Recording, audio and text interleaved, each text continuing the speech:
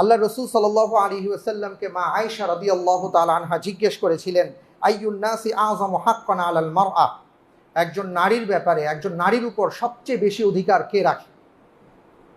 অর্থাৎ একজন নারী সবার আগে কার কথা চিন্তা করবেন? আল্লাহ রসুল সাল্লাল্লাহু আলাইহি ওয়াসাল্লাম বলেন, ক্বালা যাওজুহা, ওই নারী যদি বিবাহিতা হয়ে থাকেন, তাহলে প্রথম যে হক, অধিকার, সেটা হচ্ছে তার স্বামীর। অর্থাৎ তিনি তার স্বামীর দিকে মনোনিবেশ করবেন, তার স্বামীর অধিকার তিনি সংরক্ষণ করবেন। আমি তখন জিজ্ঞেস করলাম, মা আয়েশা রাদিয়াল্লাহু তাআলা আনহা বলেন, আমি তখন জিজ্ঞেস করলাম, ফাআইয়ুন নাসি আযমু হাক্কান আলা রাজুল, বুঝলাম যে একজন স্ত্রীর ক্ষেত্রে স্বামীর অধিকার বেশি, কিন্তু একজন স্বামী, একজন পুরুষ, তার ক্ষেত্রে সবচেয়ে বড় অধিকার কার?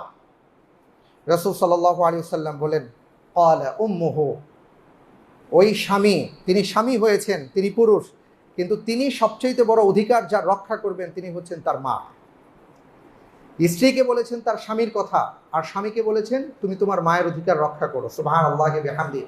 অর্থাৎ বিয়ের পরে তুমি একেবারে বউমুখী হয়ে গিয়ে তুমি তোমার বাবাকে, তোমার মাকে ভুলে যেও না, তুমি তোমার সেই সংসারকে ভুলে যেও না।